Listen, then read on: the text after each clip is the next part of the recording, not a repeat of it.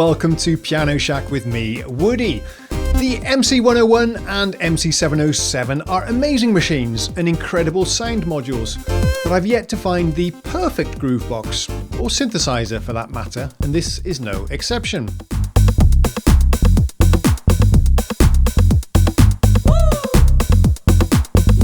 In fact, there is no piece of gear that is perfect for everybody, since we all use our instruments in slightly different ways, with different preferences and expectations. After using the 101 extensively for many hours, doing several videos and live streams, and also the 707 but to a slightly lesser extent, here is my wish list for the improvements that I'd love to see in a future firmware update.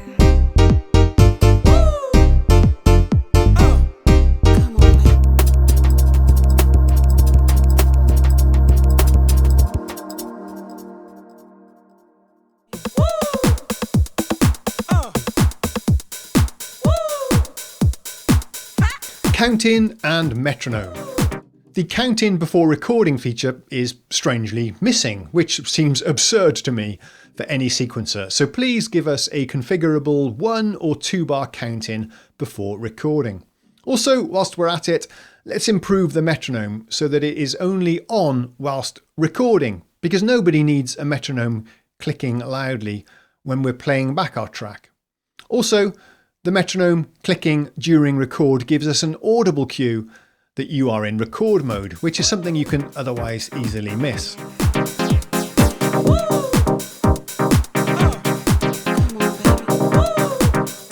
Input quantization.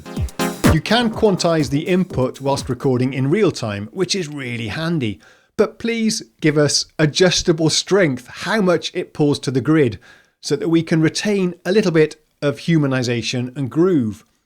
Ableton, by the way, please do the same thing.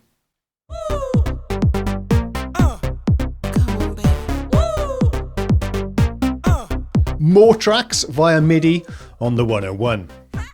Sure, the 707 has 8 tracks and a front panel with all the knobs and the faders to support it. The 101 only has 4 tracks on the front panel, but wouldn't it be nice if you could access all 8 tracks via MIDI? Now, I know that Roland are upselling us to the 707, but the 101 would make such a perfect desktop sound module if only they would increase the number of tracks available via MIDI. 4 is just a little bit too limited.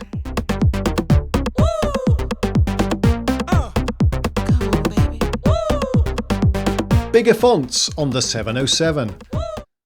Yes, as you know, I'm an old git and my eyesight is pretty terrible. So this is probably just me, but please increase the font size in the preset browser on the screen of the 707, or at least make a user preference for this.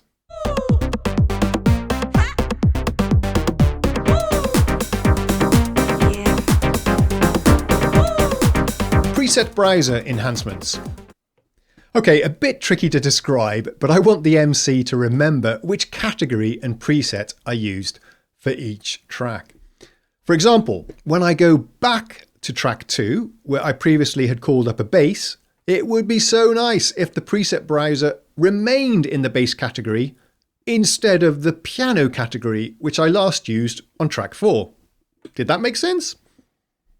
And whilst we're at it, it seems to me there is some room for improvement in the whole preset selection process. Is it possible to streamline it in some way? There are multiple button presses and menu dives before we can actually choose another preset. This process needs to be really fast. Knobs and MIDI. I noticed when using an external sequencer that the knobs don't transmit MIDI data, so it's not possible to record automation from the unit in your sequencer. It seems like the knobs only transmit internally within the device, as far as I can tell, and by reading comments on forum posts. This is a real shame. Audio levels. So you have to max out the volume on the 101 to get a good recording level over the USB audio or the line outputs. But then the problem is it's unbearable to use headphones because you'll blast out your eardrums. Maybe have the knob control the headphone level and the line out level, and have a separate USB audio level setting somewhere in the system menu.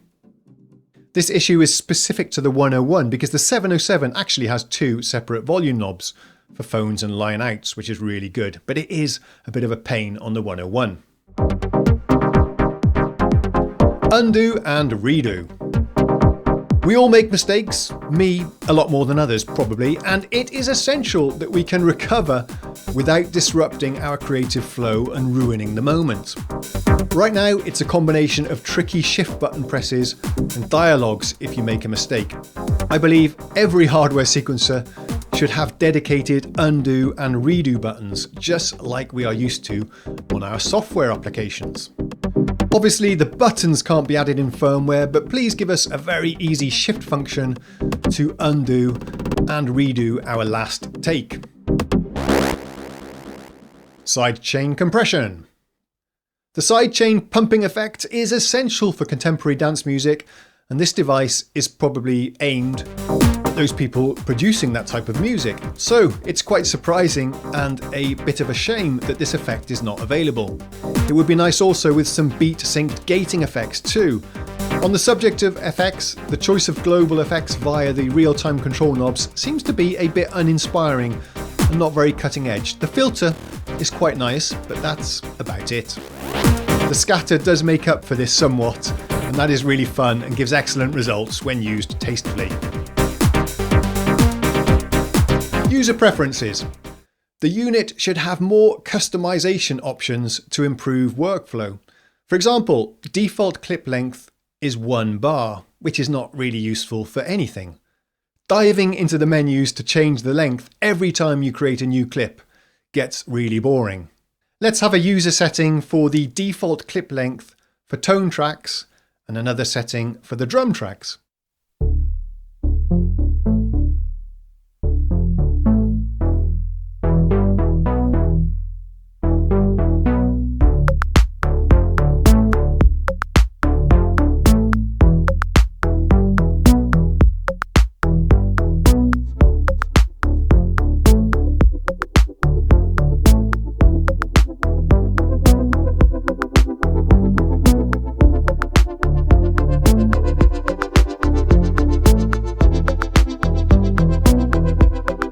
So that's my wish list then, and as I review the list, it's all pretty minor stuff. Well, mostly anyway.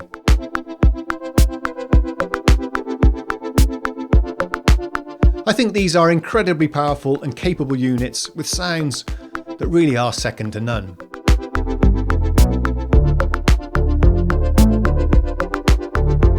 As always though, it takes a lot of time and practice to get familiar with a piece of gear so that the workflow really sits in your fingertips.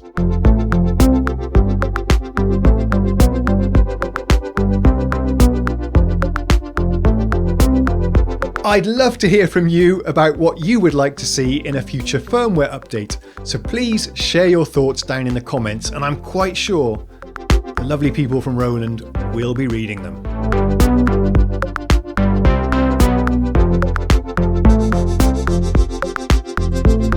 That's all for today. Thanks very much for watching. I'll see you again soon. Cheerio.